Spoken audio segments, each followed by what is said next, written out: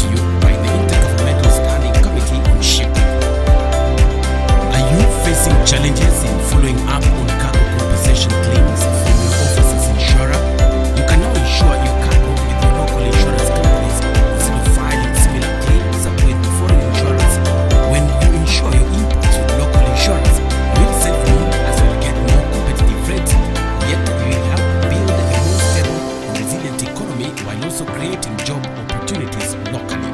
This message is brought to you by the Intergovernmental Standing Committee on Shipping. Are you facing challenges in following up on cargo compensation claims from your overseas insurer? You can now insure your cargo with your local insurance companies instead of filing similar claims with foreign insurance. When you insure your imports with local insurers, you will save more as you will get more competitive rates, and yet you will help build a more stable and resilient economy while also creating job opportunities locally. This message is brought to you by the Intergovernmental Standing Committee on Shipping. Are you facing challenges in following up on cargo compensation claims from your overseas insurer? You can now insure your cargo with your local insurance companies instead of filing similar claims with foreign insurance. When you insure your imports with local insurance, you will save more as you will get more competitive rates, and yet you will help build a more stable and resilient economy while also creating job opportunities locally.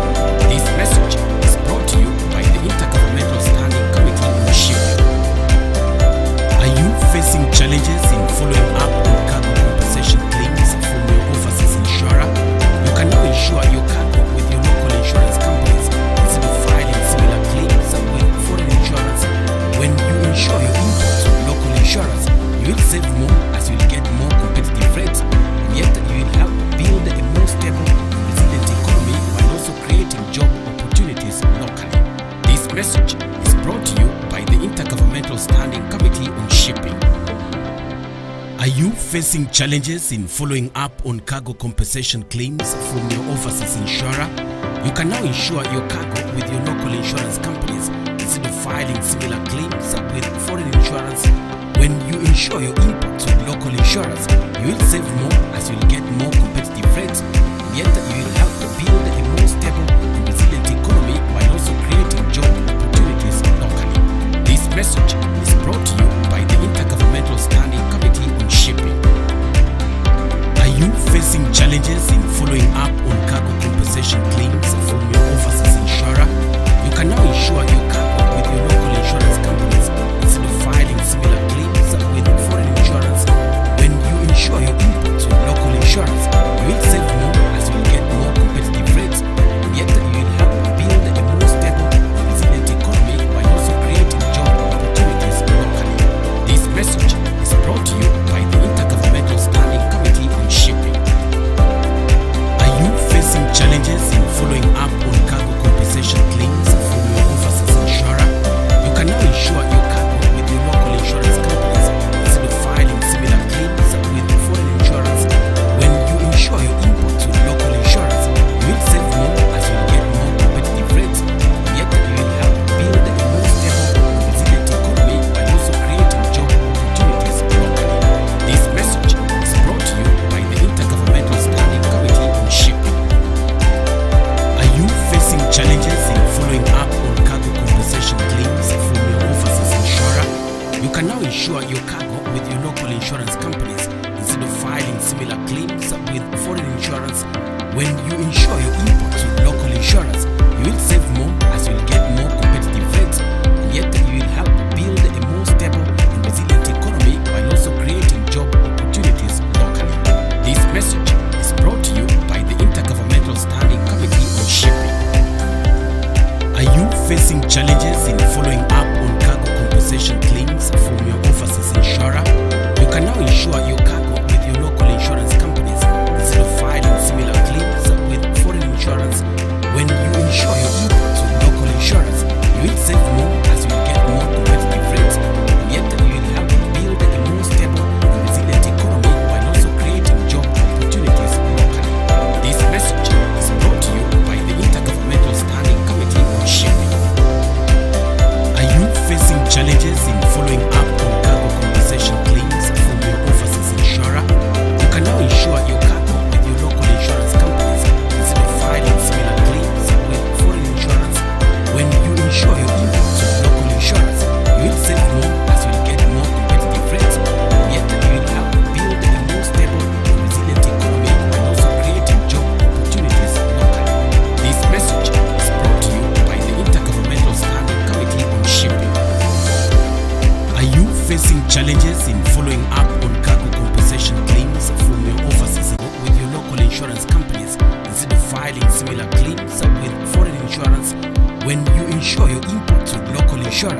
You will save more as you will get more competitive rates, and yet you will help build a more stable and resilient economy while also creating job opportunities locally. This message is brought to you by the Intergovernmental Standing Committee on Shipping. Are you facing challenges in following up on cargo compensation claims from your overseas insurer? You can now insure your cargo with your local insurance companies instead of filing similar claims with foreign insurance.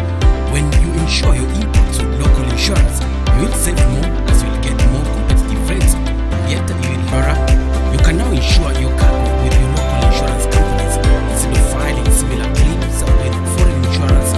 When you insure your imports,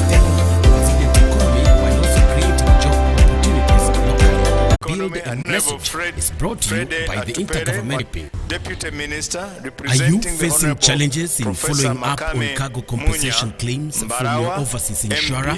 You can now insure your cargo with your local insurance companies instead of filing similar claims with foreign insurance. When you insure your imports with local insurance, you will save more as you will get more competitive rates, and yet you will help build a more stable and resilient economy while also creating job opportunities locally. This message is brought to you by the Intergovernmental Overseas Insurer. You can now insure your cargo with your local insurance companies instead of filing similar claims with foreign insurance, build a more stable and resilient economy while also creating job opportunities locally. This message is brought to you by the Intergovernmental Standing Committee on Shipping. Are you facing challenges in following up on cargo compensation claims from your overseas insurer? You can now insure your cargo with your local insurance companies instead of filing similar claims with foreign insurance. When you insure your imports with local insurance, you will save more as you will get more competitive rates, and yet you will help build a more stable and resilient economy while also creating job opportunities locally. This message is brought to you by the Intergovernmental Standing Committee on Shipping. Permanent Secretary. Are you facing challenges in following up on cargo compensation claims from your overseas insurer? You can now insure your cargo with your local insurance companies instead of filing similar claims with foreign insurance. When you insure your imports with local insurance, Honorable F.T. Mona, MP, Minister of Transport and Infrastructure Development of the Republic of Zimbabwe. These are the honorable ministers who have come to attend this very wonderful session. So members of ISCOS and Coordinating Committee, can I request you to stand up? Members of the ISCOS Coordinating Committee, thank you. The Secretary General of ISCOS, where are you, the Secretary General? Yes, that's the Secretary General of ISCOS. So representatives of High Commissioners, members of the press present, distinguished delegates, ladies and gentlemen, good afternoon. As chair of the ISCOS Assembly of Ministers, I'm pleased and privileged to welcome you all to the 8th meeting of the ISCOS Assembly of Ministers. I bring you warm greetings and best wishes from my President, His Excellency President Yoweri Kaguta Museveni, and the people of Uganda, the Pearl of Africa. Let me start by paying tribute to the Republic of Zambia under the good leadership of His Excellency Hakainde Hichilema for accepting to host this important meeting and for the wonderful reception accorded to all of us since we arrived in this country. Those of you who came through Lusaka or even at a very, very difficult time of the night, we were very well handled. So I want to thank the President and all the team behind this. I'm particularly grateful to our host minister, the Minister of Transport and Logistics, Honorable Frank Museba Tayari, for the effort he has put into making this meeting a success. Tayari in Swahili means ready. He's always ready. Before I progress on my speech, allow me to take this special opportunity to thank all the states represented here from all over the region and beyond for honoring our invitation and accepting to be here with us today, and for your contribution in the consultative forum which you have had this morning. Your presence here, amidst many pressing issues in your respective countries, is testimony to the importance to which you attach the agenda of collaboration in shipping and maritime sector. And before I progress, may I request that we all stand up and observe a minute of silence in memory of the people who have died as a result of Cyclone Freddy, both in Mozambique and in Malawi.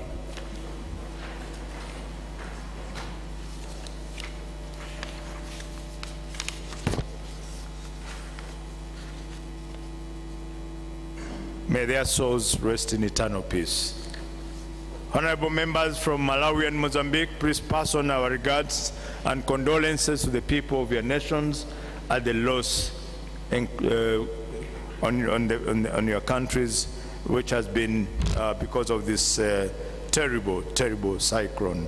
We condole with you and also feel with you on this loss. Honorable ministers, as you may already know, shipping is the main facilitator of international business, carrying over 90% of global trade. As emerging markets, efficient shipping and maritime services should be central in our priorities. Today, shipping supports a lot of human activity and has become essential to human well-being. Because without it, international trade and connectivity between nations would be impossible. Distinguished guests, delegates, we are all aware of the aspirations of our continent under initiatives such as revised African Maritime Transport Charter of 2010, African Integrated Maritime Strategy of 2050, African Continental Free Trade Agreement, AFTAC, and Agenda 2063, which envisions a developed continent driven by a liberalized trade regime with the free movement of people and goods. To achieve these aspirations, shipping and trade facilitation must play a critical role.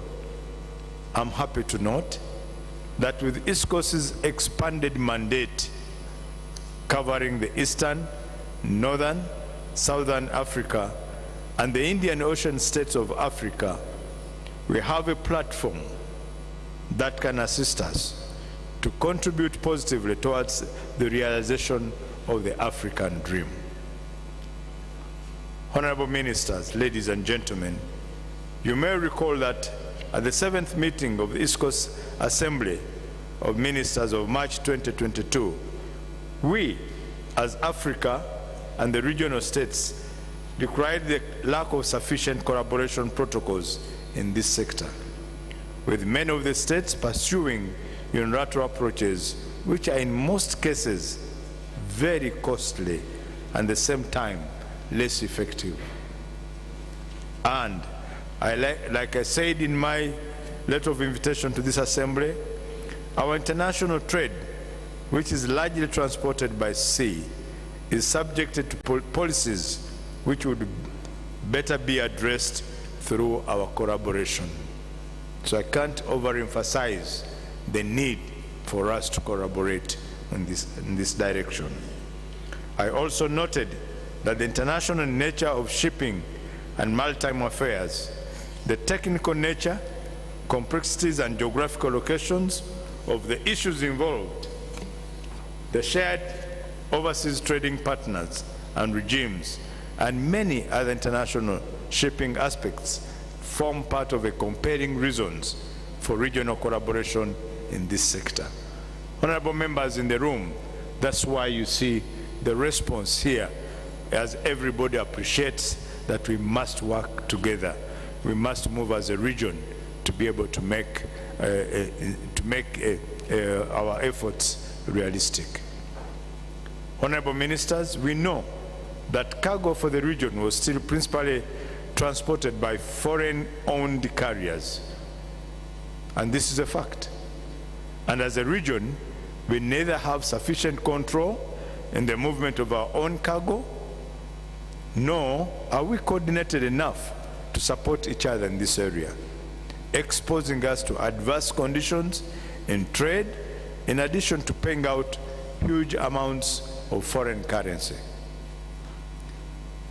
If we do share maritime bodies, facilities, and shipping service providers, then the economical thing to do is to develop and share protocols among ourselves, which can enable us to benefit from collective synergies, help us to pull resources together for regional maritime initiatives, and inspire collective negotiation of trade arrangements with overseas trade partners. We are pitching ourselves against very, very strong actors, and if we continue acting as individuals, we shall be swallowed. We need to work together as a region. I also noted that the African Maritime Charter encourages regional groupings in pursuit of common goals, and that the states using the Atlantic Ocean on the other side of the continent as their passage for international trade are well organized under the Maritime Organization for West and Central Africa, MOACA. I'm duly informed that ISCOS is in the process of developing a regional maritime transport policy which will assist us on legislation, harmonization of industry procedures and standards, guide investment mechanism, spur collaboration for industrial growth, and assist in elimination of duplication of efforts across the region. This policy is envisaged to point the entire region in the same maritime and shipping strategic direction, hence accelerating industrial growth. I appeal to ISCO member states to fast-track the review of the draft policy once presented to us to ensure it serves as a catalyst for greater collaboration and efficiency in our shipping industry. Honorable Ministers, ladies and gentlemen, as Chair of the Assembly, I appreciate the tremendous work of ISCOS that ISCOS continues to do in the region in line of enabling the regional states to develop their maritime economies. In the area of offering expert advisories to the member states, ISCOS expert analysis identified that ISCOS founding four member states lose a total of 500 million per annum due to the wrong application of Incoterms by importing on cost, insurance and freight, the SIF basis, meaning that even money for insurance is sent abroad. And when we have our own insurance companies within the regions and in the countries, we lose jobs to foreign registered firms, and that means money getting out of our pockets and benefiting people out of our region. I know that my CEO Insurance Regulatory Authority, IR, I think is in the room and should be hearing this. He should understand what we are talking about and should be fighting to get this reversed. Honorable Ministers, ladies and gentlemen, on behalf of ISCOS fraternity, I take this special opportunity to officially thank the Democratic Republic of Congo. They are not here, but I want to thank them. When we had a meeting in Kampala last year, and we put this on the table, and we engaged, ISCOS engaged them, they have now accepted to join the region as member states.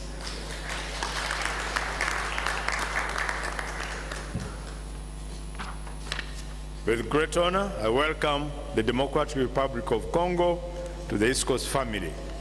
They are not here for some reason, because of unavoidable circumstances, but they are already members of this. DRC's membership of ISCOS increases our capacity as we continue to promote and protect our maritime interests. From the discussions I've had with my colleagues this morning, I'm made to understand that states have expressed willingness to join ISCOS and that they are still navigating the internal processes or applying for their membership. We had a very, very, very wonderful engagement this morning with all the ministers on this side, and most of them expressed willingness to join the organization.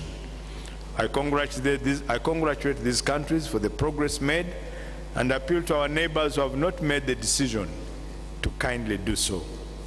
Like what my colleagues have said, what is at stake is what should make us to be serious on this matter, because as I've said, we are losing money, we are losing jobs, we are not negotiating well, we are being taken advantage of because we are acting individually. I'm also informed that some of you colleagues have been inquiring about membership contributions to ISCOS.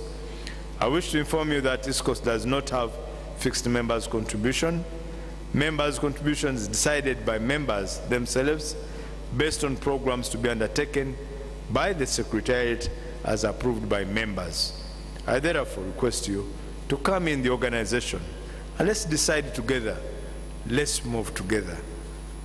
As the army does when they are marching, let's march together in one step. I don't know whether you've ever watched the military, whether short man or tall man, when they're on parade marching, it's one step. So let's all march together in this direction. Honorable colleagues, as you may already know, ISCOS was established to serve as a standing committee by the 4 founding members. Today, the mandate of ISCOS has extended to cover the eastern, southern, northern, and the Indian Ocean states of Africa, and as such, its name will definitely change to reflect the geographical reach and the mandate.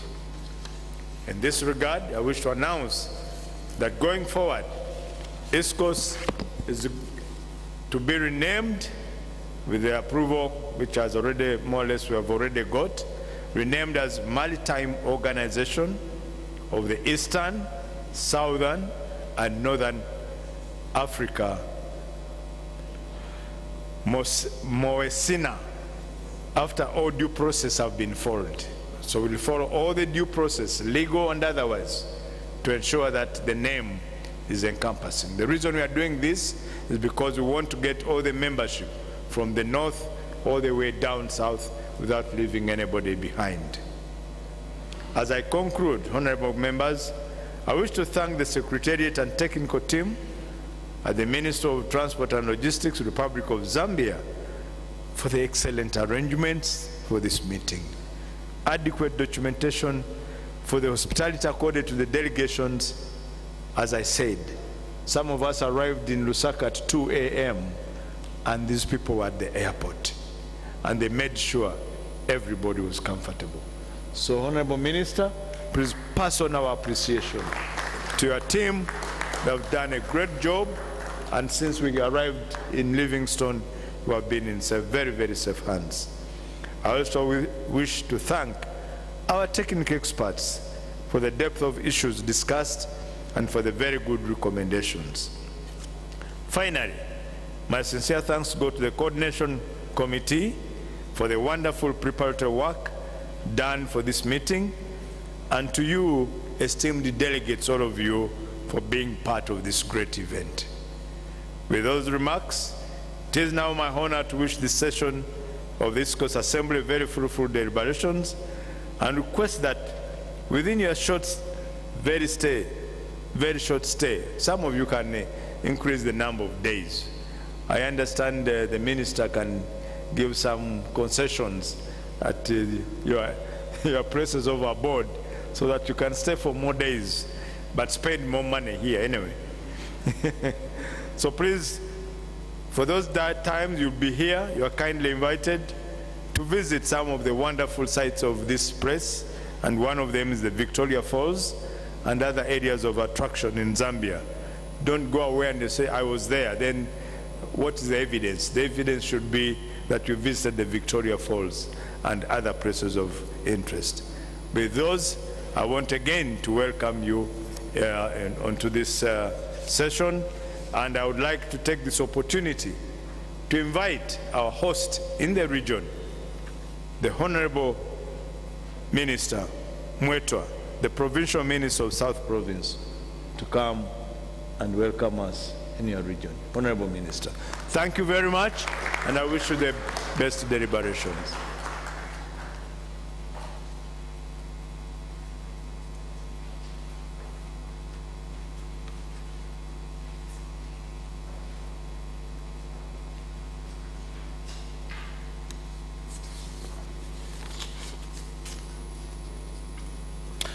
The guest of honor, Honorable Minister for Transport and Logistics for the Republic of Zambia, Honorable Frank Msevatayali MP, Honorable Ministers responsible for Transport and Maritime Affairs from ISCOS member states, Honorable Ministers responsible for Maritime Affairs from invited states, Your Excellencies, the ambassadors and high commissioners here present, the permanent secretaries and executive directors here present, the Secretary General for the Intergovernmental Standing Committee on Shipping, ISCOS, directors and senior government officials here present, Chief Executive Officers from port authorities here present,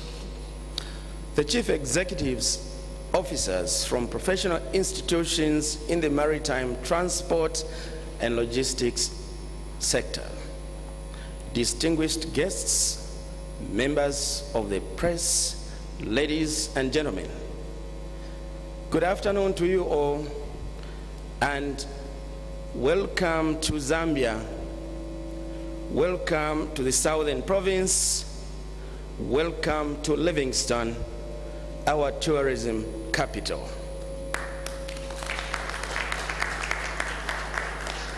It is now my singular honor and privilege to welcome you all to the 8th General Assembly of Ministers for Intergovernmental Standing Committee on Shipping, ISCOS, being hosted by the Republic of Zambia for the second time here in Livingstone, Zambia.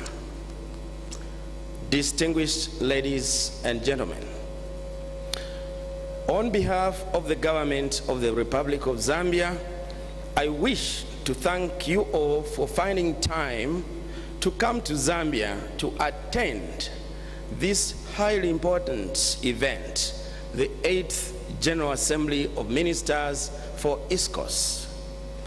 We are very grateful to ISCOS Secretariat for supporting this event, and most importantly, for the various initiatives you are making in the maritime transport and logistics sectors of supporting the establishment of shippers' councils in ISCOS member states with a view of reducing the cost of doing business for both exports and imports on our continent.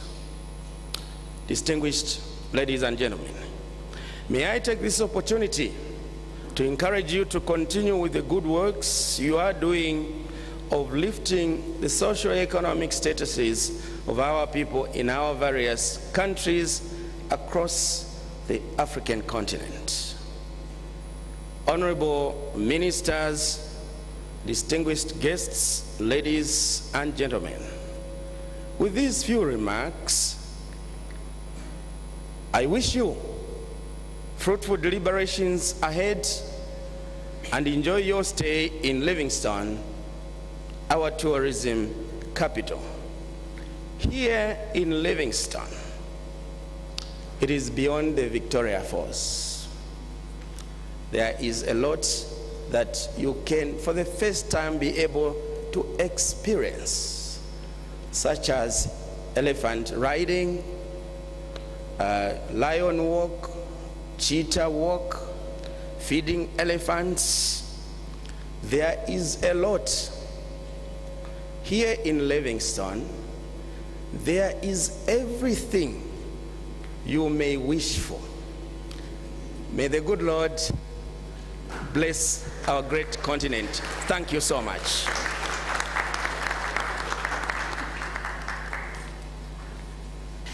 Thank you very much, Honorable Minister. When he said elephant feeding, I saw some people's faces.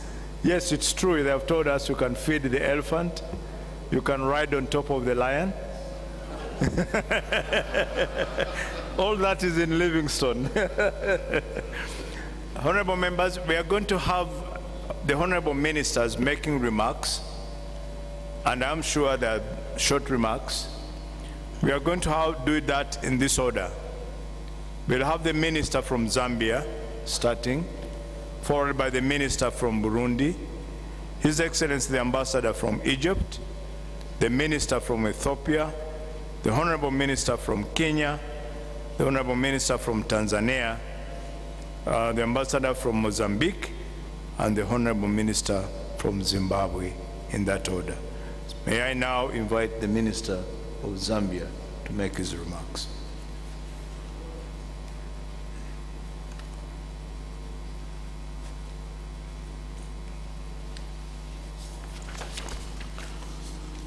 Thank you very much, Mr. Chairman.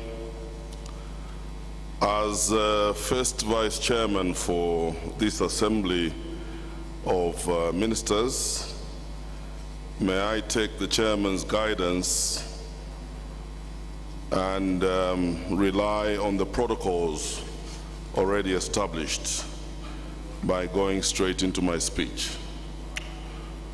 Honorable Ministers, distinguished invited guests, ladies and gentlemen, I am honored and privileged to welcome you all on this auspicious occasion of the 8th Assembly of Ministers for the Intergovernmental Standing Committee on Shipping, ISCOS, here in Livingstone, Zambia.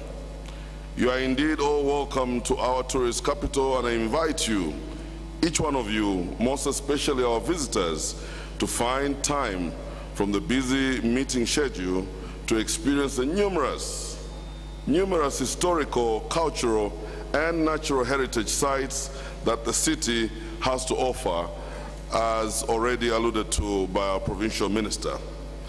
I would like to convey greetings from His Excellency the President of the Republic of Zambia, Mr. Hakainde Hichilema, who wishes us fruitful deliberations during today's Assembly of Ministers. The President has always emphasized on the need for enhanced regional collaboration and partnerships as a means to unlocking trade opportunities not only for Zambia, but the region and the continent at large, which is in line with the theme for this meeting: enhancing collaboration, building synergies for the transformation and growth of Africa's shipping and maritime section. I wish to also extend my profound gratitude to Mr. Daniel Kiange, the Secretary General of the Intergovernmental Standing Committee on Shipping, and the entire ISCOS Secretariat for your tireless efforts in running the day-to-day activities of the organization, and your continued efforts to foster the spirit of togetherness that our founding forefathers aspired to when they formed ISCOS. However, it is very critical that the organization reforms itself in order to address our modern day challenges. I would also want to thank my team from the Ministry of Transport and Logistics here in Zambia for assisting the ISCOS Secretariat in facilitating the organization of this meeting, which has made it possible for us to meet in this manner. Distinguished guests, ladies and gentlemen, maritime is an essential component of global trade, and Africa has vast natural resources that are in high demand all over the world. However, despite its vast coastline and abundant resources, our continent has, the maritime industry in Africa, been faced with many challenges over the years. These include, among others, number one, high maritime costs, especially for land-linked countries like Zambia and Zimbabwe and Malawi. Number two, inadequate coordination and collaboration. Three, low levels of skilled personnel in maritime. And fourth, lack of high levels of ownership of sea vessels by Africans. Distinguished ladies and gentlemen, There is therefore need to formulate policies and strategies to address these challenges. This is where the Intergovernmental Standing Committee on Shipping comes in. ISCOS was established in order for member states to have an institution that will carry out various specialized international regional functions on their behalf, promote their collective aspirations, and protect their interests in the sector. In addition to these objectives, the Intergovernmental Standing Committee on Shipping is also tasked with promoting regional integration and cooperation among member countries. The benefits which accrue to the region from the operations of ISCOS can be enhanced through greater collaboration and enhanced membership. At the 6th Assembly of Ministers held in Mwanza, Tanzania, a directive was given to ISCOS Secretariat to grow the organization and expand its scope and mandate. From the 6th Assembly to date, a new member joined our organization. Allow me to echo the sentiments of the chairman to equally congratulate the Congo Democratic Republic for its joining the association. It is through increased numbers in terms of membership that we will be able to address our common challenges when it comes to maritime and take advantage of such common opportunities. Indeed, together, as the ISCOS family, we shall be able to achieve our objectives and grow trade amongst ourselves as members within our continent and beyond. Ladies and gentlemen, while this organization is important, the benefits can only accrue to us all when we work with unity of purpose and engage in collective negotiations. This will assist us to pool our resources together for regional maritime initiatives. Furthermore, as a region and continent at large, there is need for greater collaboration in the harmonization of maritime policies to transform this sector. Without enhanced collaboration and coordination to build a strong and sustainable maritime industry, we will continue to struggle to fully realize the economic potential of our natural resources. However, I have a firm belief that by working and pulling our resources together, we shall be able to build a thriving maritime industry that will benefit everyone on our continent. Distinguished ladies and gentlemen, Africa needs to develop deliberate policies to capacitate its people with requisite skills to manage and operate in the maritime sector. The capacity building program we should create should be for both land-linked countries and countries with sea coasts. We also need to build systems that will be able to finance sea vessels and other equipment in order to empower our people to own sea vessels. My statement would be incomplete if I failed to mention here that growing the African maritime industry will require the collective effort of governments as well as industry experts and stakeholders. I therefore urge all private sector players and cooperating partners to support and participate in the work of the Intergovernmental Standing Committee on Shipping. Ladies and gentlemen, distinguished guests, climate change undeniably does have a negative effect on all forms of transport, particularly water transport. Extreme weather conditions not only affect navigation conditions, but also affects the carrying capacities of vessels, which in turn affects the cost of transporting cargo. Therefore, as a continent, we need to take advantage and take urgent action to combat climate change and its impact on various sectors of the economy, including the maritime sector. Distinguished ladies and gentlemen, as I conclude, it is my hope that the deliberations of this high-level meeting will yield tangible solutions that will benefit all of us going forward. I wish you all successful deliberations and thank you so much for your kind attention.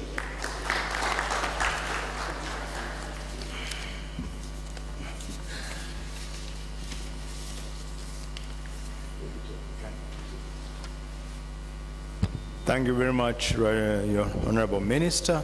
I'll now call the Honorable Minister from Burundi. The guys who made this, they didn't know that there were some standard heights like mine. So they made a very tall thing. So, Honorable Minister from Burundi, I think for you are very comfortable with the height. Okay, yes. Thank you, Honorable Minister and Chairperson of this session. Your Excellence, colleague ministers in charge of maritime and transport, Your Excellency, Secretary General of ISCOS, dear maritime experts and technical officials here present, dear representative of partners, regional and continental institutions here present, ladies and gentlemen, all protocol observed. Let me first of all thank Lord for giving us the privilege to meet in this beautiful city of Livingstone. I would like also to thank the government of Zambia for the warm welcome and hospitality extending to our delegation, Science Landing in Zambia. Honorable ministers, ladies and gentlemen, I would like to appreciate the leadership of the chairperson of the ISCOS Assembly of Ministers and the commitment of ISCOS Secretariat for holding statutory meetings in order to discuss and address matters of common interest. As we may know, that maritime sector is international, technical, and complex, and it's also involving multiple players, even crossing political and geographical boundaries. Reason why we are here, because the issue, challenges, and matters involved in the maritime industry are common and have to be resolved through collaboration and active coordination among regional states. We therefore appreciate the effort of the ISCOS Secretariat in order to improve, protect, and coordinate the shipping and maritime interests of member states and the anti-Eastern, Central, and South Africa region, include Indian Ocean states of Africa. With regard to the no-coastal countries, include Burundi, please be informed that the Lake Tanganyika, which connects 4 countries, namely the Republic of Burundi, the Democratic Republic of Congo, the United Republic of Tanzania, and the Republic of Zambia, has much potential in terms of lake transport development. We therefore wish that this increasing greater collaboration in the maritime industry could extend the inland waterways of the region, including Lake Tanganyika.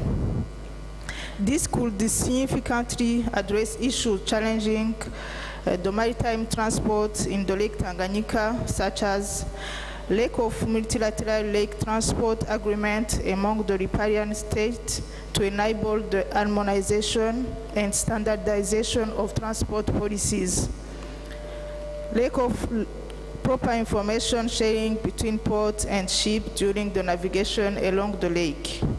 Honorable ministers, ladies and gentlemen, on behalf of the government of Burundi, we appreciate really the mandate of ISCOS as a typical regional maritime organization, and we are committed to continue the process in order to become a full membership to ISCOS, and we really appreciate also the technical support from the ISCOS Secretariat on the ongoing national consultation. As I conclude my remark, I wish this meeting could end up with fruitful and implementable recommendation aiming at moving forward our region through developed maritime transport as well as port connectivity to the hinterland. Thank you. God bless you.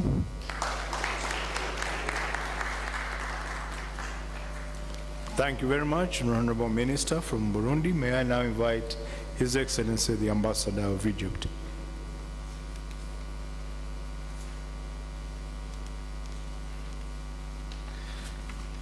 Thank you very much, Honorable Minister. Honorable Ministers, as I express our gratitude for receiving this invitation to be with you today, allow me to deliver the speech of my Minister, Lieutenant General Kamil Al-Wazir, in the Arabic language as it was received from Cairo. السادة أصحاب المعالي وزراء النقل المشاركين في هذا الحدث الهام اليوم، بداية يسعد الجانب المصري المشاركة مع حضراتكم اليوم في هذا الاجتماع الهام للجمعية الدولية المعنية بالنقل البحري إيسكوس، والذي يعقد بجمهورية زامبيا الشقيقة وفي مدينة ليفينغستون الساحرة. وأننا إذ نثمن جهود الجمعية المتميزة في تعزيز ودفع التعاون الإقليمي لتنسيق سياسات النقل البحري لدول الشرق والجنوب الإفريقي، والتنسيق بين الموانئ البحرية لتحقيق تعاون مشترك، والعمل في إطار اتفاقية التجارة الحرة القارية الإفريقية وميثاق الاتحاد الإفريقي للنقل، وكذا الاستراتيجية الإفريقية لعام 2063 بما يحقق المصالح الاقتصادية لدولنا في ظل التحديات الاقتصادية العالمية الراهنة. السادة الحضور، إن مصر تعتمد دائما مقاربة شاملة تستهدف إرساء دعائم التنمية من خلال رؤية قارية إفريقية تستند إلى مقومات التاريخ المشترك ووحدة المصير وإعلاء مصالح شعوبنا في القارة الأفريقية، ويشمل ذلك تعزيز التعاون مع الأشقاء بما يعود بالنفع علينا جميعا في إطار العلاقات الأزلية التي تربط دول وشعوب القارة الإفريقية. وإذ تولي مصر جمهورية مصر العربية أولوية قصوى لتعزيز التعاون الاقتصادي والبحري على الصعيد الإفريقي، فإنها تعتبر ذلك أولوية قصوى للحكومة المصرية لما يشكله التعاون والوحدة بين دولنا الشقيقة من فرص واعدة للتقدم والتطوير بما يحقق طموحات وإمكانات شعوبنا.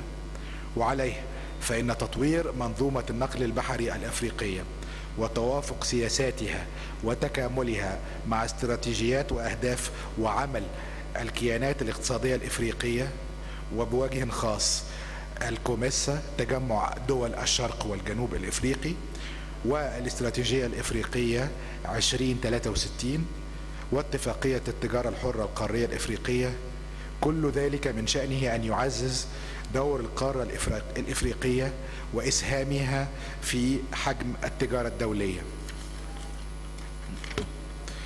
ومن هذا النهج وفي ضوء رئاسة مصر الحالية لتجمع الكوميسا وامتلاكها لموانئ على البحرين المتوسط والأحمر وقناة السويس كشريان رئيسي للتجارة العالمية والإفريقية، فإننا نتطلع للعمل سويا بما يخدم مصالحنا الاقتصادية. السادة الموجودون، لقد عملت وزارة النقل المصرية على تطوير منظومة النقل البحري والموانئ البحرية تنفيذا لتوجيهات القيادة السياسية الهادفة لجعل مصر مركزا عالميا للتجارة الدولية واللوجستيات، حيث تم وضع خطة لتطوير الموانئ البحرية تشمل إنشاء أرصفة ومحطات بما وصل بإجمالي أطوال الأرصفة بالموانئ البحرية إلى 90 كيلومتر، وإنشاء حواجز أمواج بطول 15 كيلومتر، وكذلك تعميق الممرات الملاحية.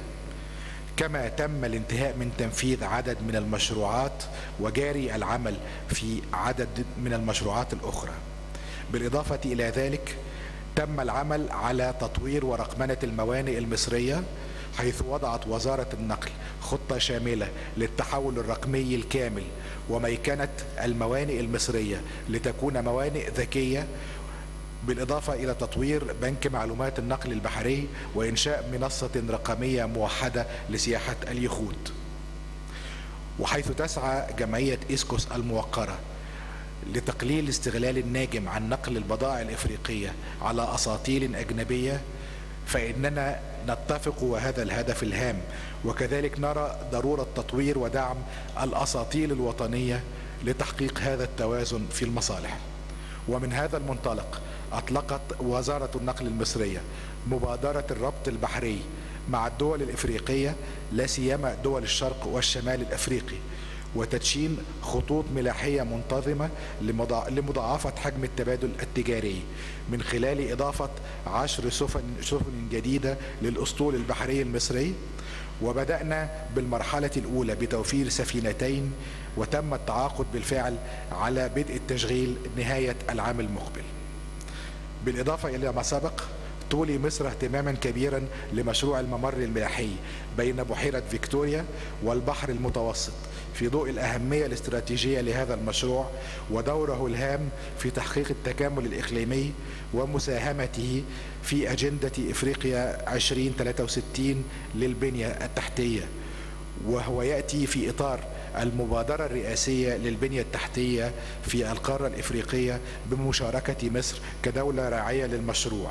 ويهدف المشروع إلى تمكين الملاحة على طول نهر النيل بداية من بحيرة فيكتوريا إلى البحر المتوسط، الأمر الذي يتيح للدول المشاطئة لبحيرة فيكتوريا وعلى طول هذا المسار الوصول إلى البحر المتوسط، ويعزز التكامل الإقليمي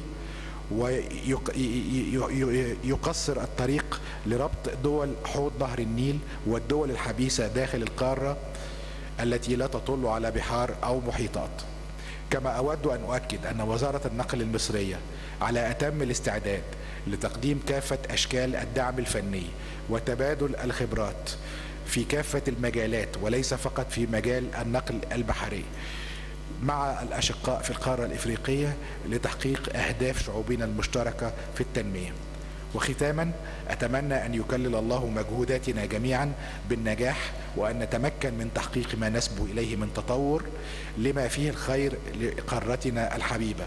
وأتقدم بخالص الشكر والتقدير للقائمين على تنظيم هذا المؤتمر ولفريق العمل الذي يقف وراء نجاح هذا الحدث الهام، مع خالص تأمنياتي بنجاح المؤتمر والتوفيق لكافة الجهات المشتركة. I thank you. Thank you very much.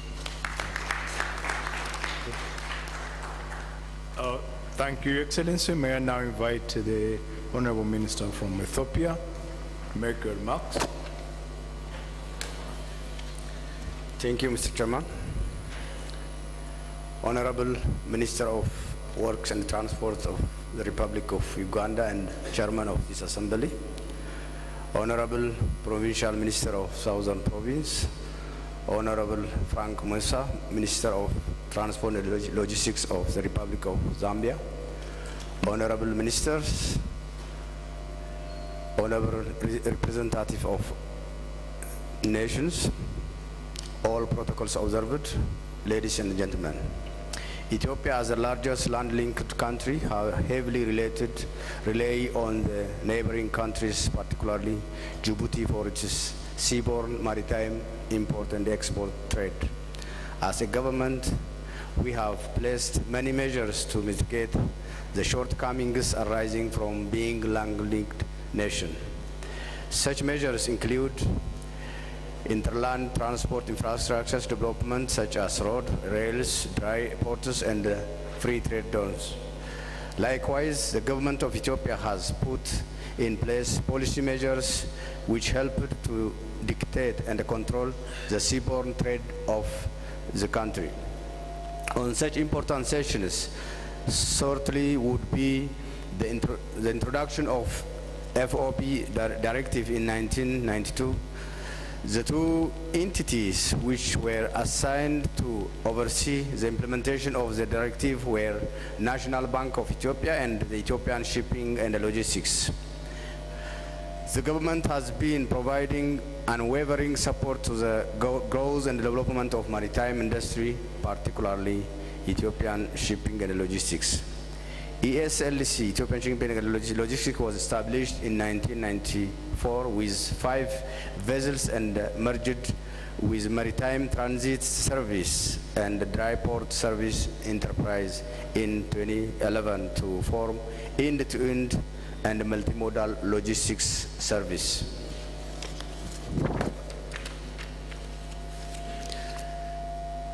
Throughout the 59 years of Ethiopian's shipping and logistics service history, the government of Ethiopia has been greatly supportive in policy, structure, and finance. Ministry of Transport and Logistics had prepared a 10-year strategic plan in which maritime transport sector has been addressed. Such transport throughout the years has brought up a brand new Ethiopian shipping and logistics, which is currently a highly profitable commercial entity.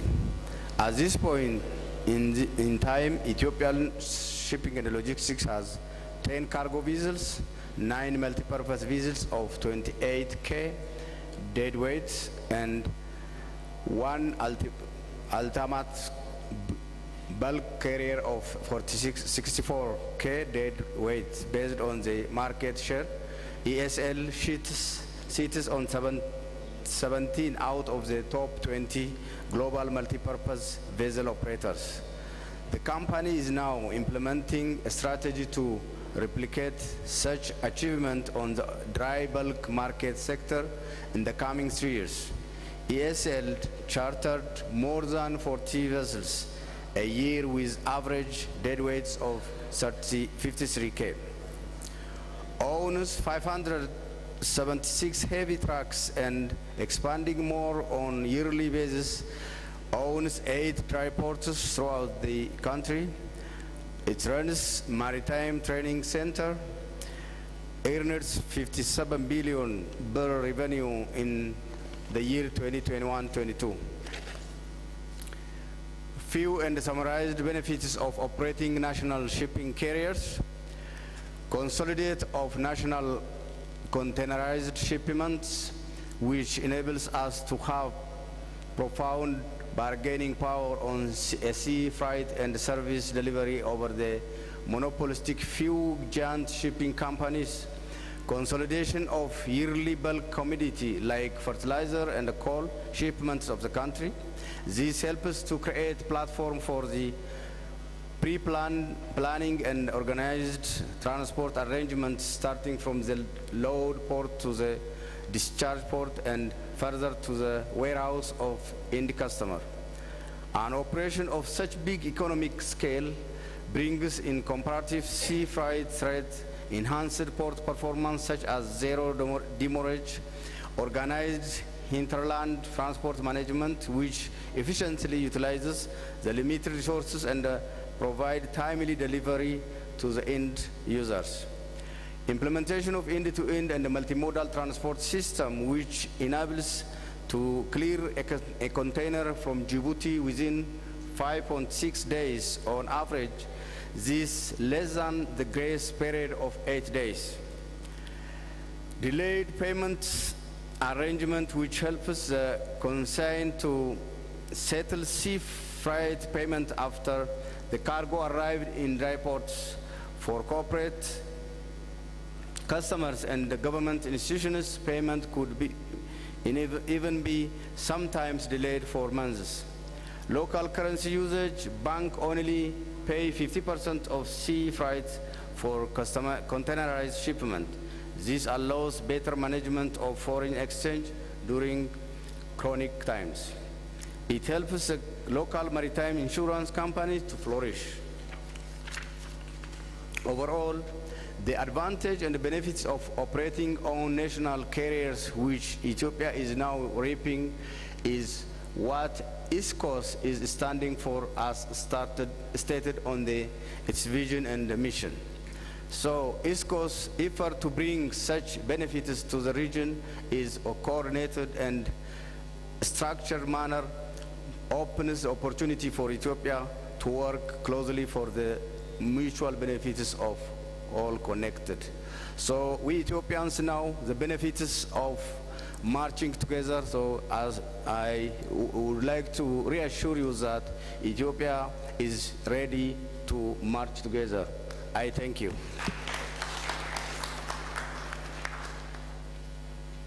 Thank you very much, the Honorable Minister from Ethiopia. May I now invite the Honorable Minister from Kenya to make his remarks.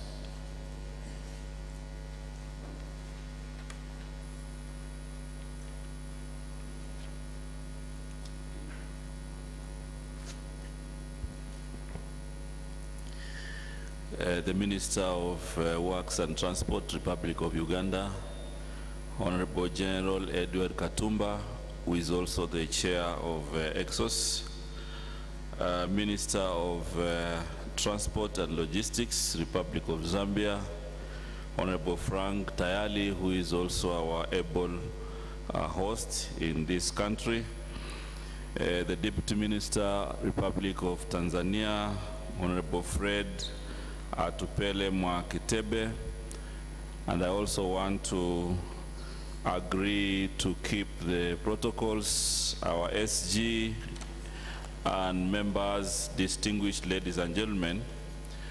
It is my humble pleasure to be here today at this memorable assembly to deliberate on pertinent agenda touching on the shipping and maritime interests of the East Coast region and continent at large.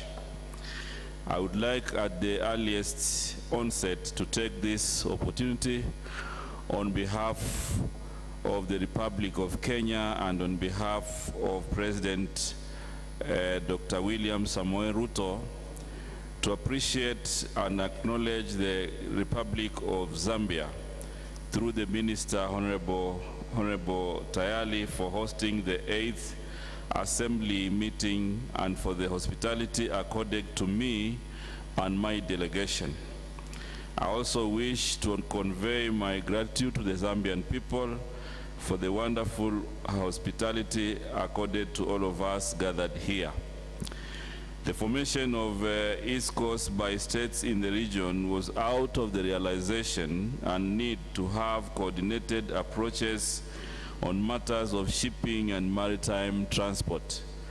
It is therefore critical that we support the drive by ISCOS to develop a regional maritime transport policy which will guide and provide a baseline on realization of regional objectives for this particular sector. We highly appreciate the role of ISCOS in its advocacy for competitive shipping services for our region and providing the shared platform for supporting member states in order to develop their maritime economies. Ladies and gentlemen, Kenya, with 3 main ports, Mombasa, Lamu, and Kisumu, has the potential to be the regional transshipment hub. Mombasa Port has been the strategic gateway for the region and has significantly improved on its performance.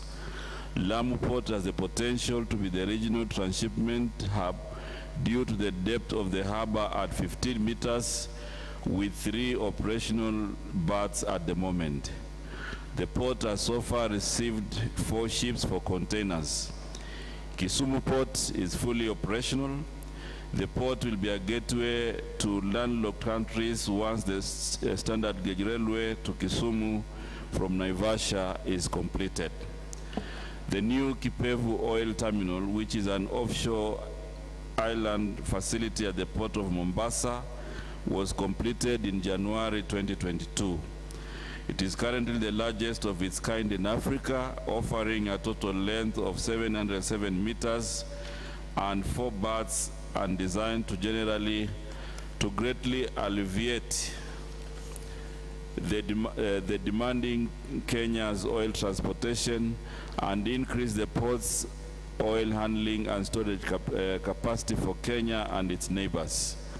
Ladies and gentlemen, on the shipbuilding and repair front, the government of Kenya has made big strides through the establishment of Kenya Shipyard Limited, with the dockyards located in Mombasa and Kisumu to handle the shipbuilding and dry dock ship repairs, which are key in supporting the maritime operations within the region. The Kenya Shipyard Limited has provided Kenya and the region as a whole with a competitive advantage in shipbuilding and maritime engineering in East and Central Africa by locally building and assembling ships for use within Kenya and the East Africa community. The rehabilitation of MV Uhuru 1 has boosted our capacity on the transportation of petroleum products across Lake Victoria ports, with capacity of carrying 1,800 tons of petroleum products, and can make 3 voyages per week from Kisumu to Uganda. Kenya is finalizing construction of MV Uhuru 2, which is relatively long, with a length of 100 meters long, with potential to carry general cargo and rail wagons. This will enhance trade along Lake Victoria, and we urge member states to utilize the facility in order to reduce maritime trading costs.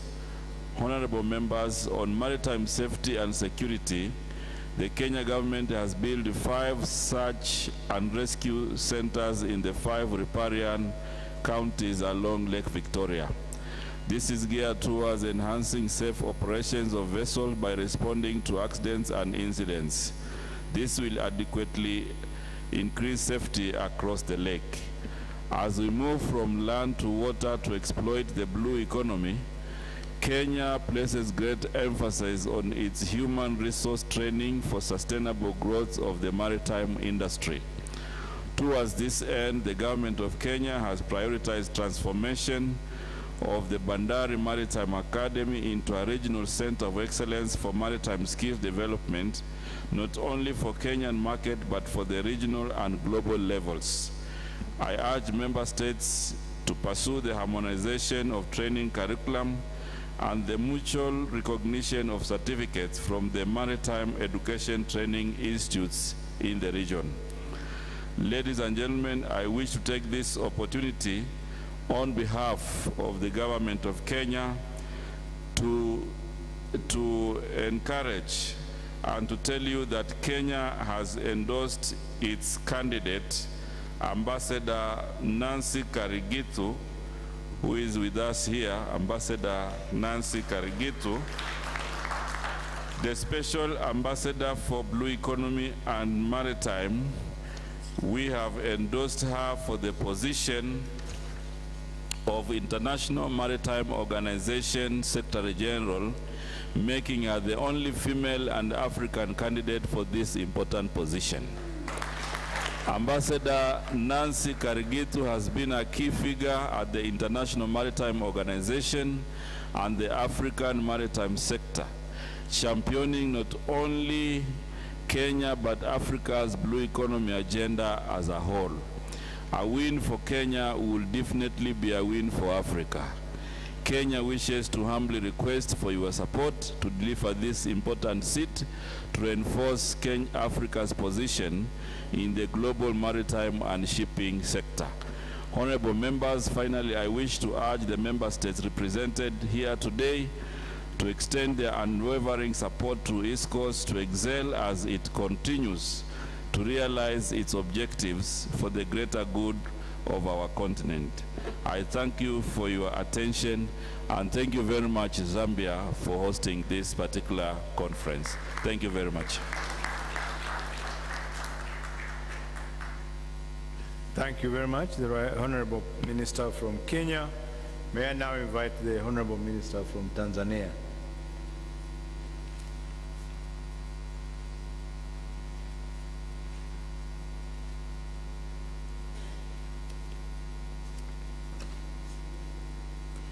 Honorable General Edward Katumba Wamala, Minister for Works and Transport in the United Republic of Uganda, and the Chair of ISCOS Assembly of Ministers. Honorable Sarim Mvurya, Cabinet Secretary, Minister of Mining, Blue Economy, and Maritime Affairs in the Republic of Kenya, and a member of ISCOS Assembly Ministers. Honorable Frank Museba Tayari, Minister of Transport and Logistics in the Republic of Zambia, and member of ISCOS Assembly of Ministers. I would like also to recognize the presence of honorable ministers, your excellencies and High Commissioner present, members of the ISCOS Coordination Committee, stakeholders of the shipping and maritime industries, members of the press, all protocol observed. Good afternoon. Ladies and gentlemen, first and foremost, let me take this opportunity to thank the Almighty God for the gift of life and enabling us to participate in this important meeting. It gives me a great honor to be part of this ISCOS Assembly of Ministers. I appreciate the warm reception accorded to me and my delegation by the host of the government of Zambia and the ISCOS Secretariat. I say thank you very much. Honorable Ministers, ladies and gentlemen, I bring to you many greetings from people of Tanzania and our President, Her Excellency Dr. Samia Suluhu Hassan, the President of the United Republic of Tanzania, but also on behalf of Honorable Professor Makame Mnyambalawa, the Minister of Works and Transport in the United Republic of Tanzania. I'm privileged and honored to have this opportunity of presenting the statement of the United Republic of Tanzania on this 8th ISCOS Assembly of Ministers. Honorable Ministers, ladies and gentlemen. Secondly, let me take this opportunity to welcome and acknowledge our new member, as our chair said, the Democratic Republic of Congo, DRC, into ISCOS membership. The decision to join ISCOS rejuvenates our collaboration agenda in the region and indeed, by extension, the African agenda on promotion of intra-regional trade. I also wish to thank my colleagues, ministers from our neighboring states, for honoring our invitation to be part of this meeting. Your acceptance to attend this meeting creates a good environment for building greater collaboration among regional states. It is my wish that since we all share ISCOS idea, you will soon follow DRC Congo steps and join ISCOS membership, so that together we can shape the shipping and the maritime industry in our region. Just to quote from our former president, the late Mwalimu Julius Nyerere, former president of the United Republic of Tanzania, who once said, if we in the developing countries are to shape our own destiny and participate fully in shaping the future and the nature of the world in which we live in, we have to have an effective voice. But we will not have that effective voice if we do not work together, at least in some areas of vital concern to all of us. Together, we can reduce our separate weaknesses. Acting together, we can become stronger. We can gain and at least some more influence in the world. That is the end of the quote. It is high time for now, for all of us, for the shipping and maritime sector in the region to work collectively to shape the industry. Honorable members, ladies and gentlemen, the agreement of establishing ISCOS was signed in July 1987, and the intention of establishing this important organ was, among others, to work together in the areas of shipping industry in order to have a strong bargain power against the shipping lines on the cost of transportation of goods by sea. The mandates of ISCOS continued to extend and included, among others, to provide technical advice to members' countries on the shipping industry. Honorable members, ladies and gentlemen, among of the technical advice which was given by ISCOS to member countries in domestication of marine cargo insurance, acting on the advice by ISCOS, the government of the United Republic of Tanzania amended the law and started the localization of maritime cargo insurance in January 2018. Since then, we have realized increased retention in the country of Tanzania shillings 21.4 billion in 2021. Money that could otherwise have been paid to foreign insurance companies and expatriated out of the country. I urge the ISCOS Secretariat to continue coordinating national maritime cargo insurance stakeholders in their efforts to ensure maritime cargo insurance domestication becomes a success in the whole region, and further to do more researches that will benefit member countries. Honorable ministers and participants, after having said that about ISCOS, let me inform you some few developments that are taking place in the United Republic of Tanzania. Honorable members and participants, in order to improve service delivery in the region, the United Republic of Tanzania has modernized the Dar es Salaam port by strengthening and deepening of berth number 1 up to 7 and the Ro-Ro terminal, dredging of the entrance channel, turning cycle and the harbor basin, strengthening and deepening of the container berth number 8 up to 11, and the construction of a new berth at Gerezani Creek. The port now can handle bigger vessels with a load capacity up to 70,000 tons, and the program is set to increase the port's capacity to 28 million metric tons annually by 2025.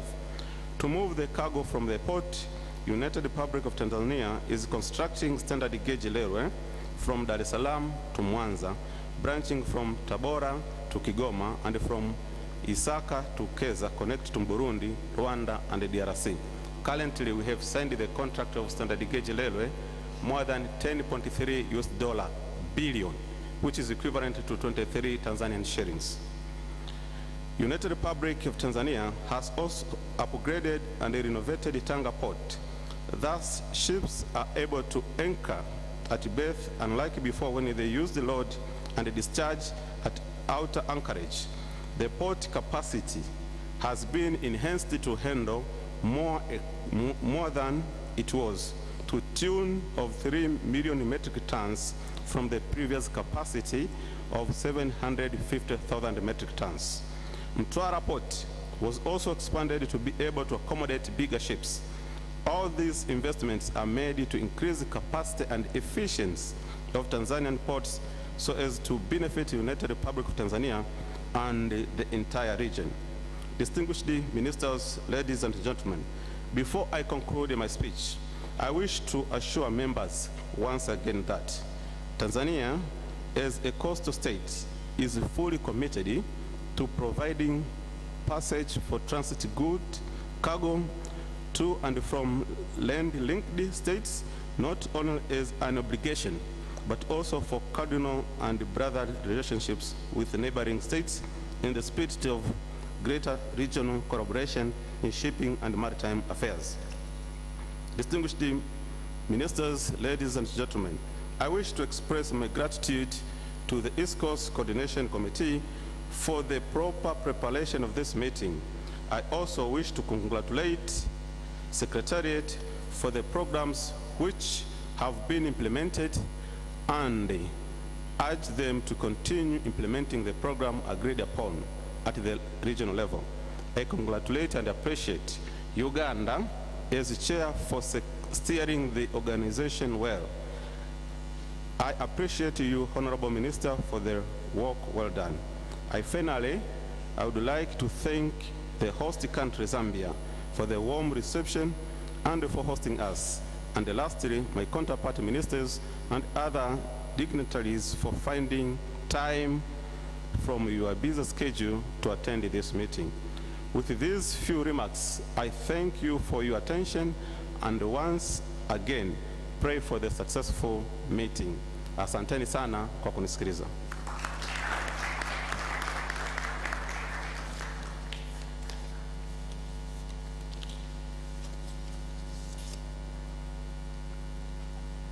Asante sana Waziri wa Tanzania. Let me now take this opportunity to invite the Honorable Ambassador from Mozambique, His Excellency. I wish I knew how to say it in Portuguese, but I will learn.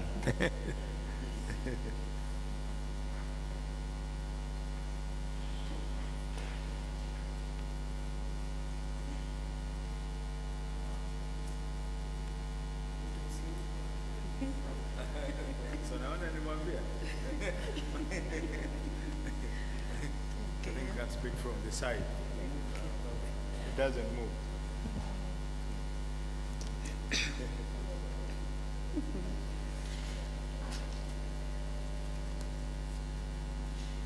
Thank you, Chair, this meeting. Good afternoon. Muito obrigado. Sua Excelência, Ministro dos Transportes de Uganda, presidente desta reunião. Sua Excelência, Ministro dos Transportes da Zâmbia. Suas Excelências, Ministros do Comitê Intergovernamental de Navegação Marítima. Sua Excelência, Secretário-Geral do Comitê Intergovernamental da Navegação Marítima, Suas Excelências, Ministros dos Blocos Regionais da África, Sua Excelência, Ministro da Província do Sul, ilustres parceiros de cooperação internacional, distintos convidados, minhas senhoras, meus senhores. Em primeiro lugar, gostaria de transmitir as calorosas saudações de Sua Excelência Mateus Magala, Ministro dos Transportes e Comunicações de Moçambique, que devido à situação de ciclone Fred e cheias que está a assolar o país, não pode estar presente neste evento. Para já, gostaríamos de reiterar os nossos agradecimentos pela solidariedade, pelo consolo. Ainda testemunhamos no início deste evento através do minuto de silêncio. Permita-me, em nome do governo,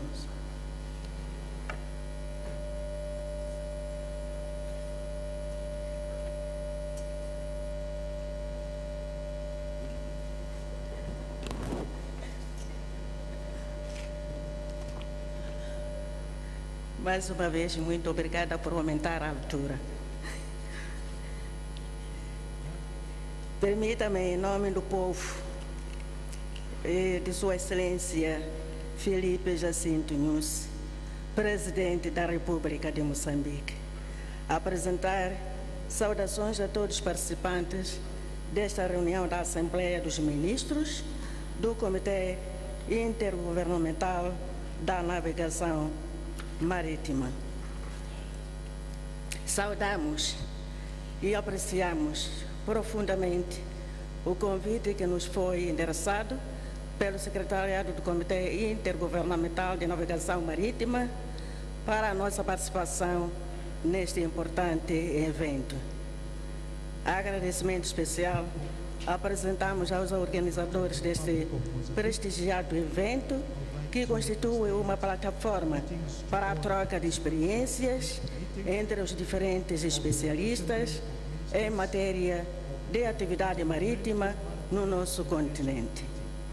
A nossa presença neste evento testemunha a abertura e prioridade dada pelo governo de Moçambique à cooperação com parceiros regionais e globais, visando a combinação de sinergias para fazer face aos desafios que afetam o desenvolvimento sustentável da atividade de transporte marítimo no continente africano e no mundo.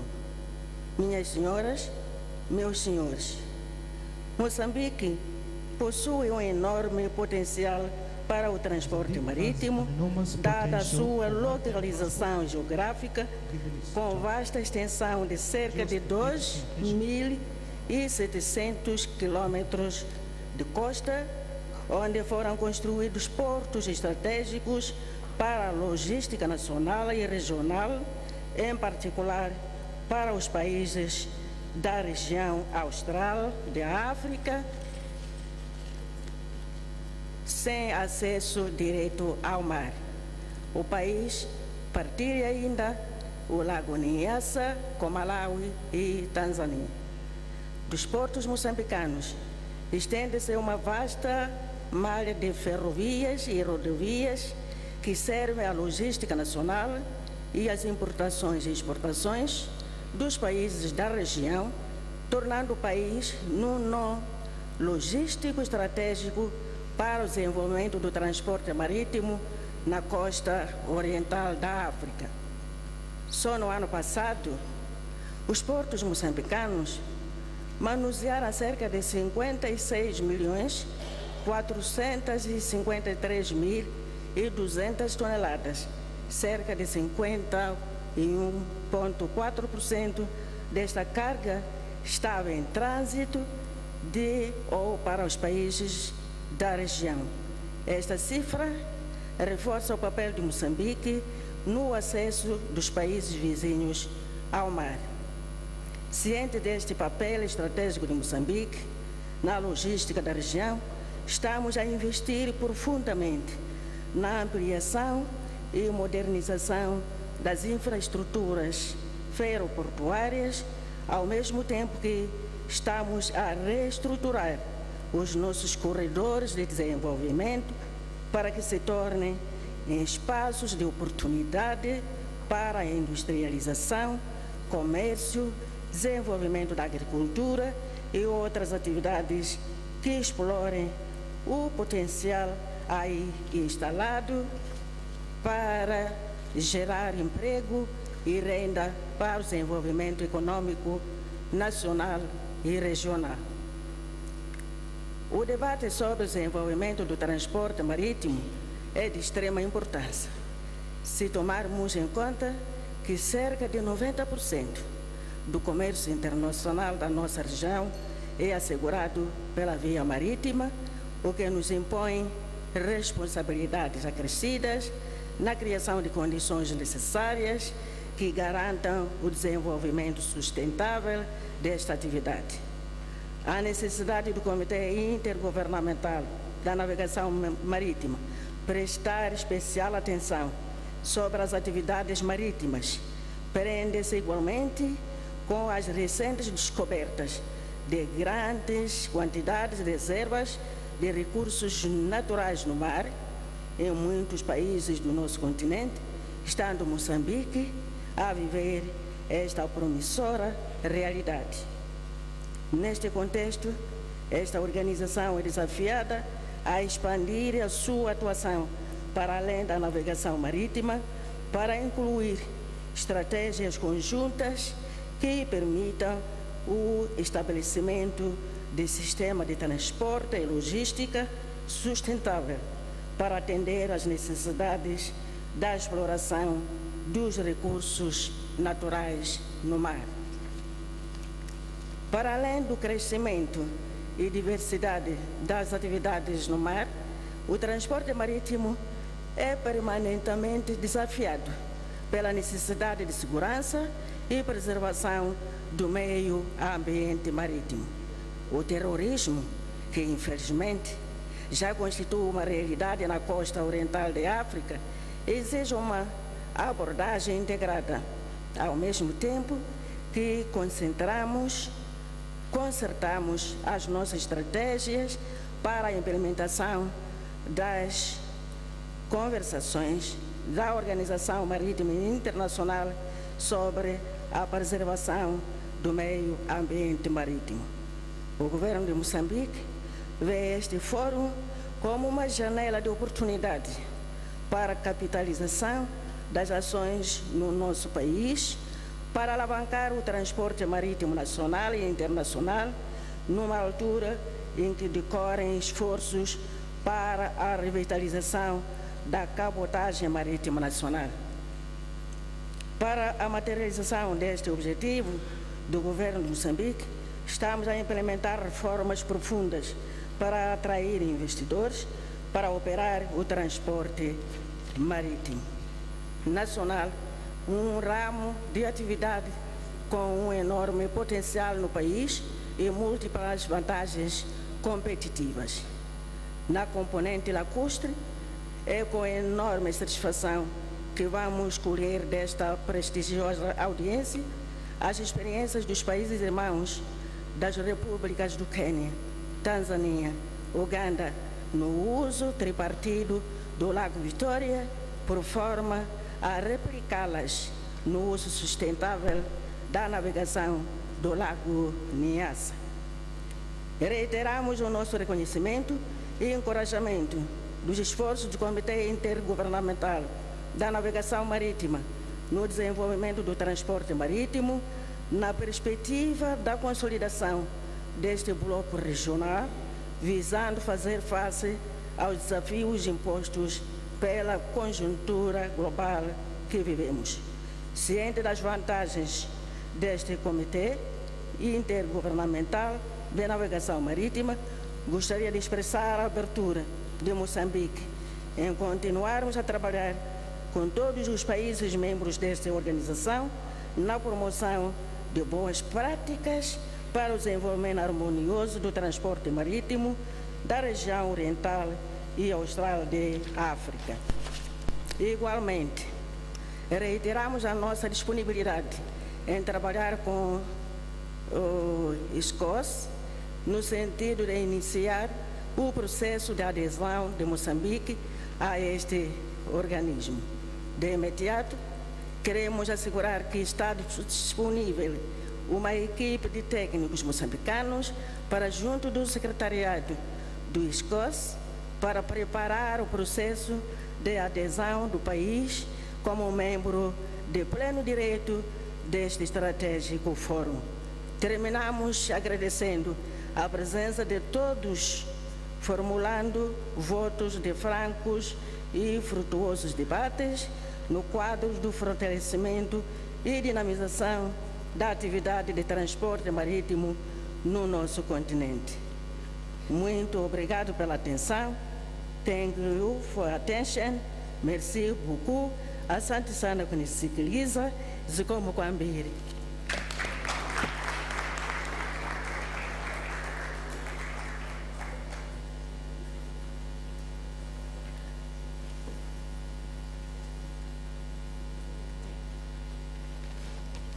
Thank you very much. You'll appreciate that the language is difficult, so you have to say many more words to mean one word. But for all those coming, the English speaking, I would expect you to be very short because the words are straightforward. Next, we're inviting, we'll give him time when these are finished to summarize the interpretation. As member states, as to generate an activity opportunity for networking and sharing experience and best practices, please make the best of it. Finally, let me conclude my speech by once again thanking the government of Zambia, the Secretary General, and being truly an excellent host. Thank you.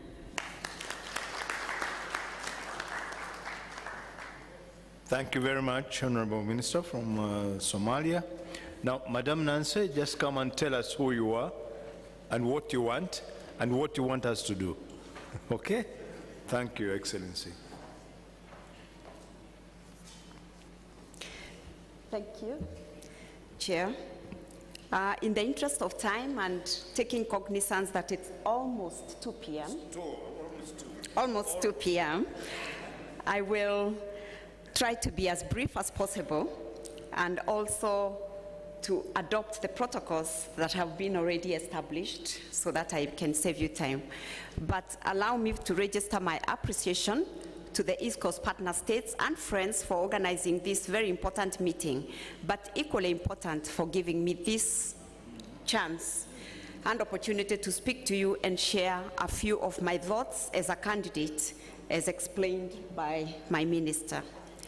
Let me start by saying that I'm indeed very honored that my president, His Excellency Dr. William Samoei Ruto, nominated me, and also that you, as members of the African Union, actually endorsed my candidature. I don't take it for granted that you've allowed me to fly the flag for Africa. I appreciate this opportunity also to interact with you, and in particular, to seek your assistance and support in the campaign.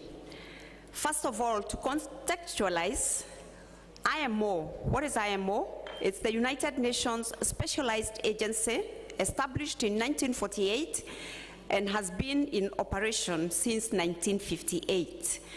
It has 175 member states and 3 associate members, making it the largest membership associations among international organizations, and its mandate touches on highly sensitive and strategic importance of its members, and hence a complex fusion of alliances, interests, and competition. On 23rd July this year, IMO will be seeking its 10th Secretary General. Of the 9 SGs before this, none has been from the Global South, and all of them have been from the same gender. And therefore, while my successful election would fill a very wide and owning gap, this is not the focus that I have. Those are not the 2 most important things, because I believe very strongly that this campaign for that seat is not about getting me as a woman a paycheck. It's not about also Kenya as one individual country's interest, but it's the focus of Kenya as a member of the African continent. So it's about us as a continent that has not only a major stake in the global maritime industry, but as a continent that is a major contributor to the industry, and also a continent where maritime matters have are high in the hierarchy of interest and survival of the member states of Africa, as evidenced by all the comments that have come out of this meeting and previous speakers. So my kind request, what I'm submitting today, is that we join together, that you hold my hand as members of Africa, so that we deliver a victorious bid for our continent. A continent whose maritime sector is very, very important, and whose trade with the rest of the world is connected by the maritime industry. Now, I say this coming from lessons that we've learned from the COVID pandemic, which were very serious, and which I'm going to name just but a few. The pandemic led to a drop in the volume of trade transported by ships due to disruptions. It also led to rapid and more accessible technological advances, which call for development in smart use of automation and new technologies such as artificial intelligence, big data, Internet of Things, and blockchain to improve performance, particularly in our continent. It also calls for green revolution so that we encourage environmentally friendly and sustainable operations. And African ports must not be left behind, because it's an imperative. I'm glad that the MTCC Africa has provided us with a good platform for networking and peer learning, capacity building, and information sharing amongst our ports. COVID-19 also presented a major opportunity. We cannot achieve this without shipping and also infrastructure and equipment. It will also increase demand for Africa connectedness, which gives us other opportunities. But most important, Africa being at the center of decarbonization and greening the industry, this presents one of the biggest opportunities that we have. As we are aware, the world needs to largely decarbonize if we are going to avoid the dangerous climate change challenges. And also, this will happen at a scale and urgency that are very radical departure from business as usual. Substantially, how we decarbonize will differ from country to country because of the disparity of resources, but most important, we have to balance decarbonization with, as a continent, our right to develop, which now brings us the biggest opportunity that we have. Africa must be the natural factory of the future, because our renewable energy potential remains unmatched. We have an opportunity, a huge opportunity, to combine industrialization with decarbonized growth, and therefore this is the biggest opportunity and contribution that we are bringing into the maritime space.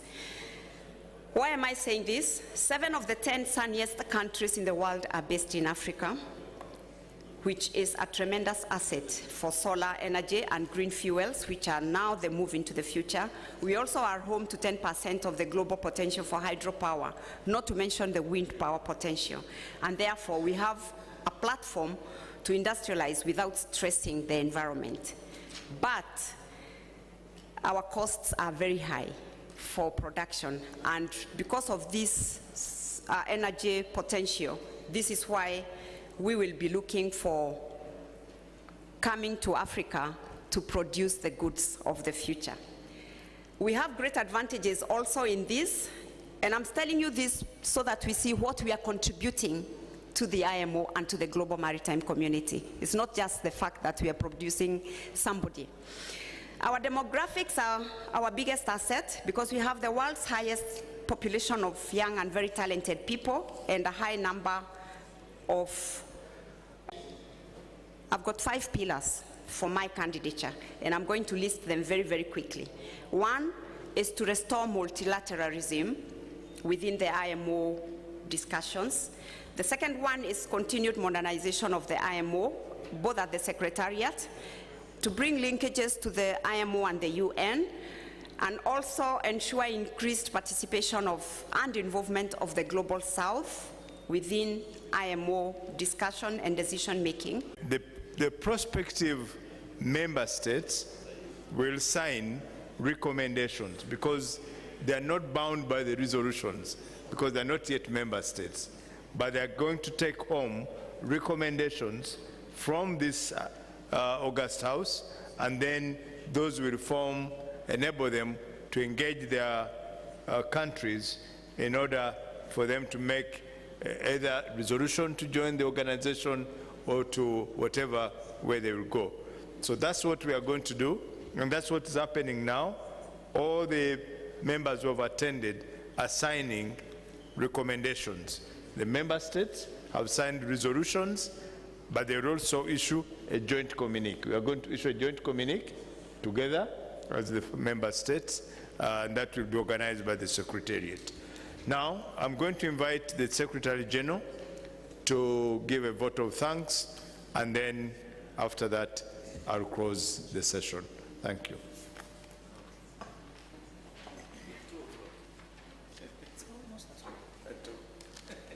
Thank you, sir.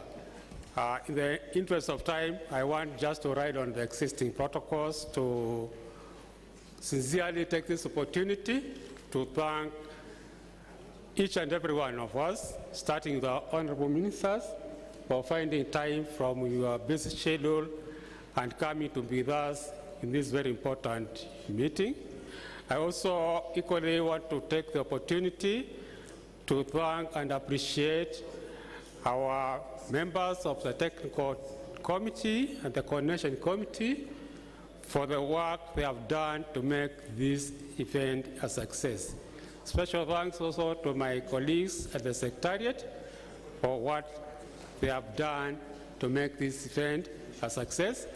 I also appreciate and want to sincerely acknowledge our partners, our colleagues in the industry, who have found time to come and honor our invitations, be a contributory factor to the success of this meeting.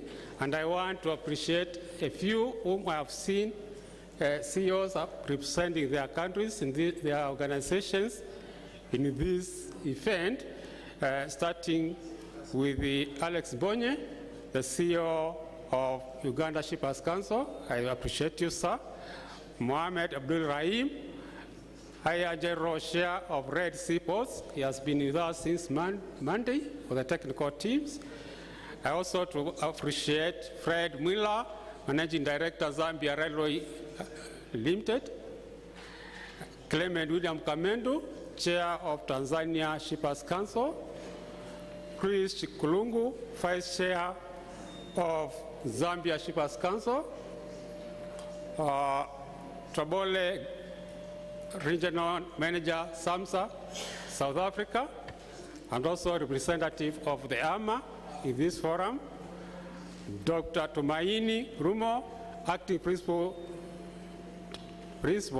Dar es Salaam Maritime Institute, Tanzania, Loro Olufumi, Secretary General, African Ship Owners Association, Lagos, Alfonia Nkurunga, Technical Advisor to the DG, Burundi Post and Maritime Authority, Kwisiba Liali, Director, Monitoring and Evaluation, Burundi,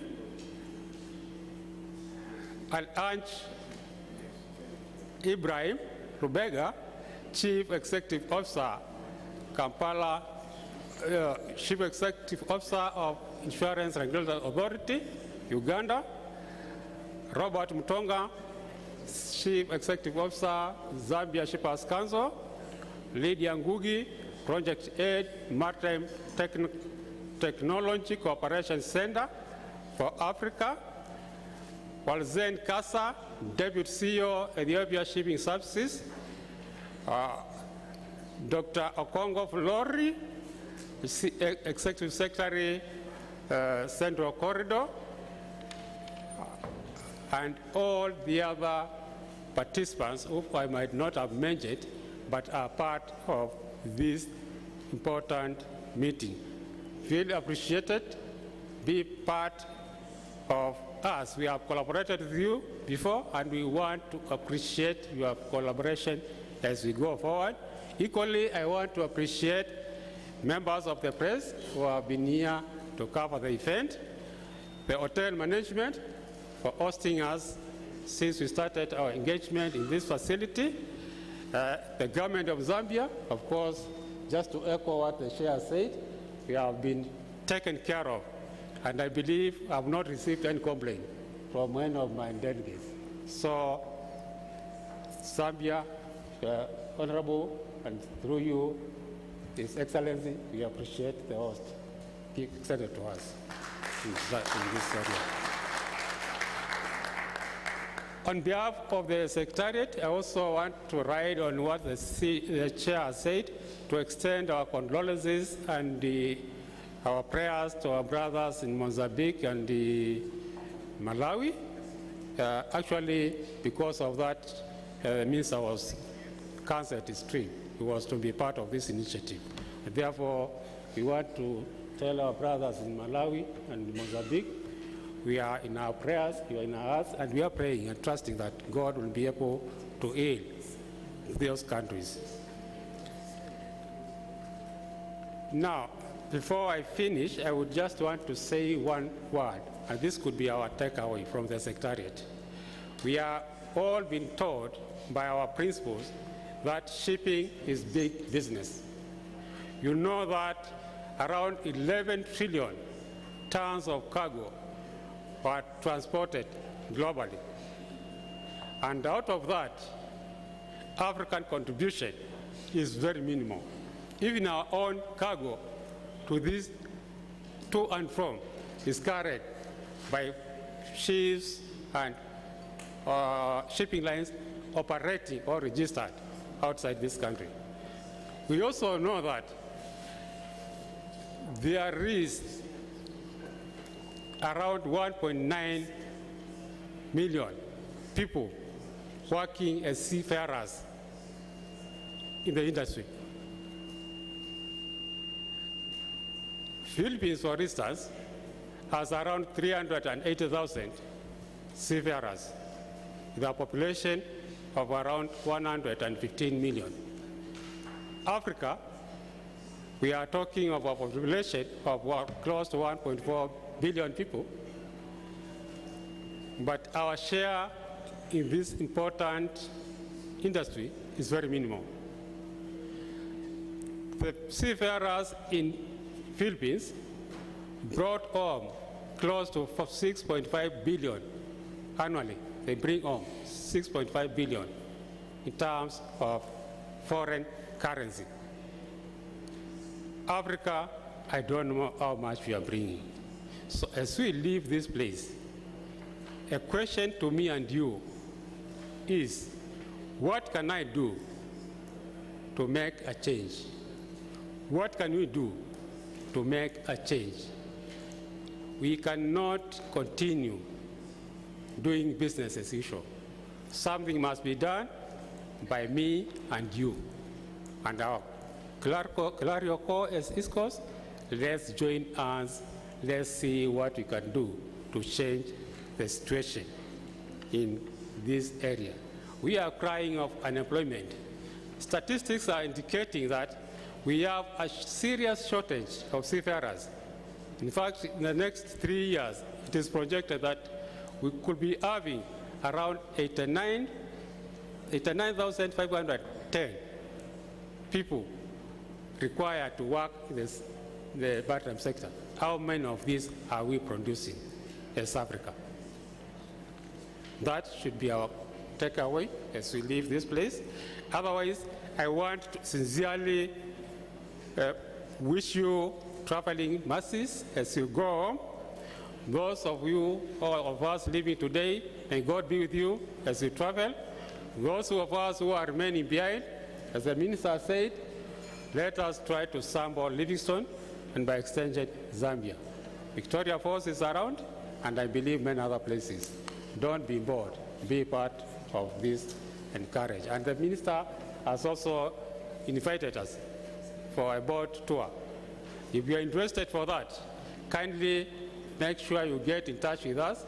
Let us know people who are traveling, who are going home, and those who are going to be part of the tour and the dinner, so that we can arrange accordingly. Otherwise, I want to take this opportunity to wish our candidate, Ambassador Nancy, the very best, the very best.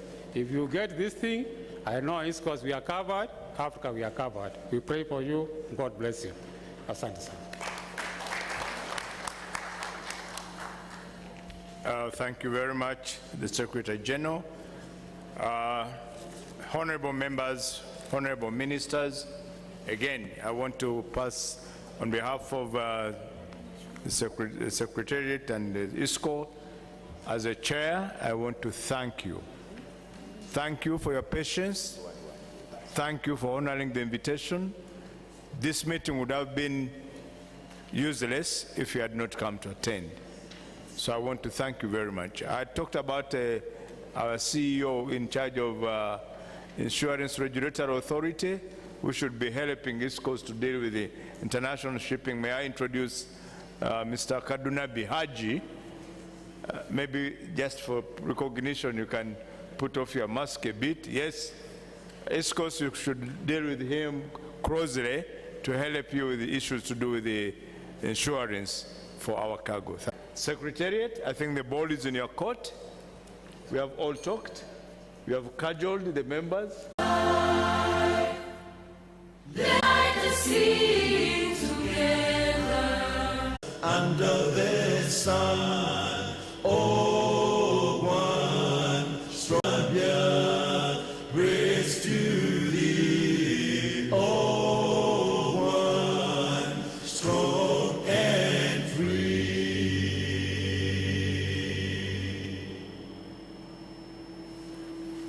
Thank you very much.